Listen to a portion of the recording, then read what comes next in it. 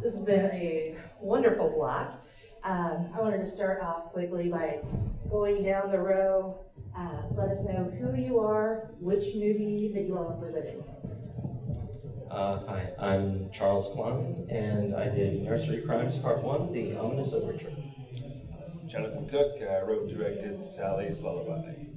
Niki McElroy co-wrote, co-produced, and starred in Shady Grove.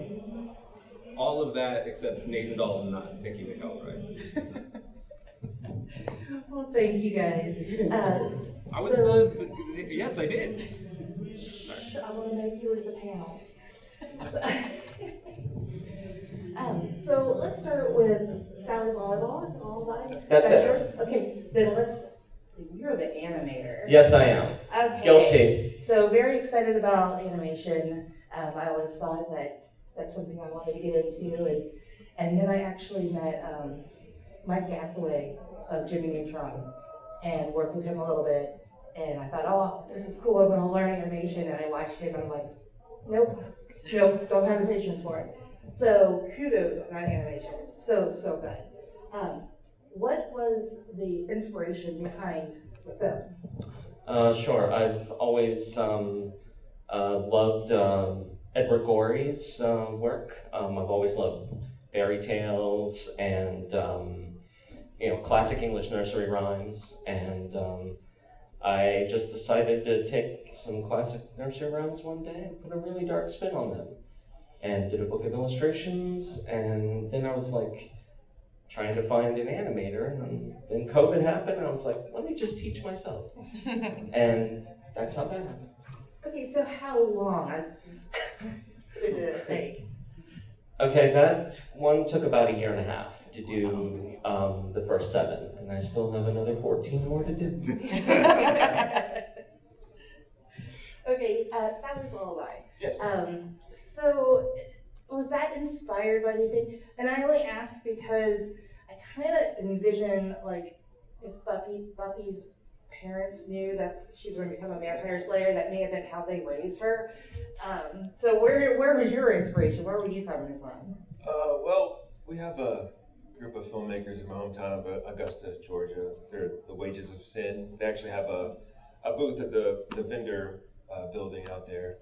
And they put on this every year, a little contest, 31 Days of Horror. They invite 31 filmmakers to make 31 different short horror films, 5 minutes or less.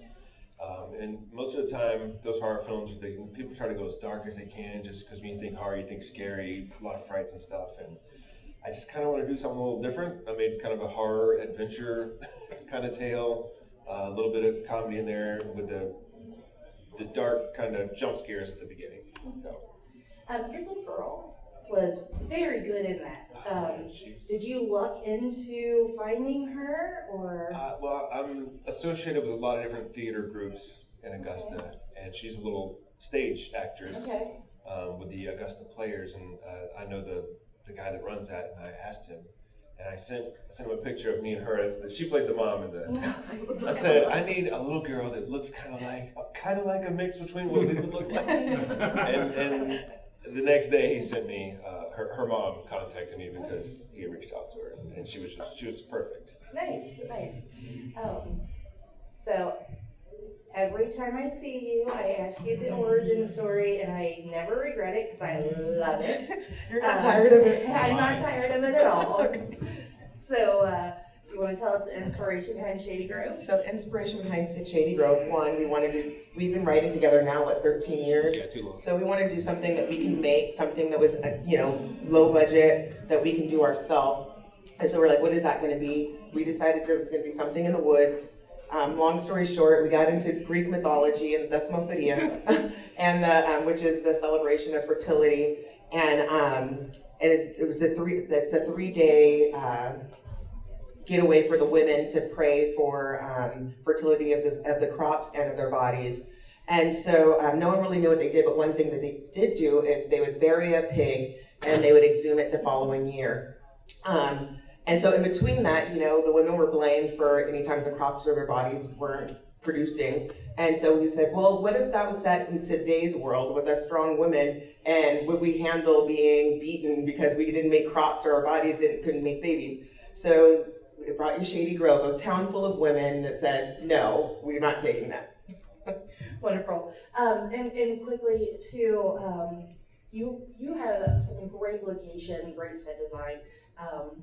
And so how did you find that location?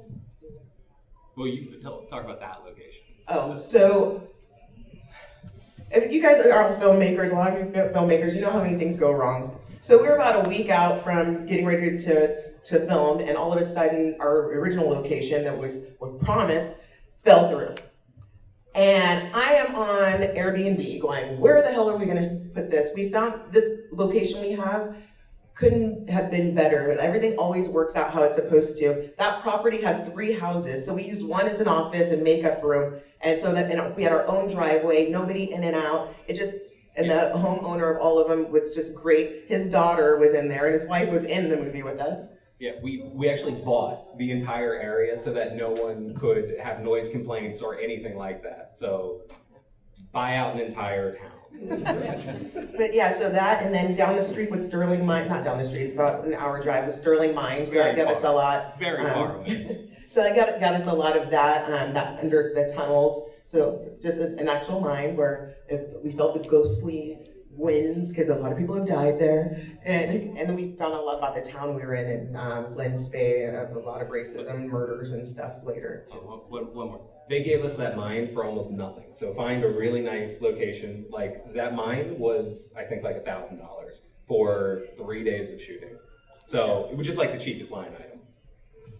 I would normally take audience questions right now, but what I'm gonna do instead is encourage everybody to come and find you after awards, because we are gonna be getting ready to set up for the Filmmaker Awards right across the hall.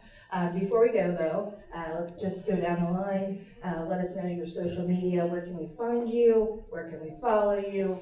And where can we find out more about what you have coming up and about your current projects as well? Sure, you can just check out my portfolio at Chas, C-H-A-S, in the box.com. It's got all my stuff there. Nursery Crimes Parts 2 and 3. You can look for me at jonathanrcook.com, and also my social media, Instagram is all Jonathan R. Cook. If you guys want to see Shady Grove again, it's available on Tubi for free streaming exclusively. And then you can find me at Niki Go Lightly, N-I-K-I Go Lightly on IG, and then Shady Grove Movie on Instagram too. And you can't find him anywhere. I have no social media, but you can contact her and ask for me. Again, thank you guys. I encourage you guys to come find them. Obviously great movies, you saw them all. We'll see you very shortly across the hall. Thank you. Thank you.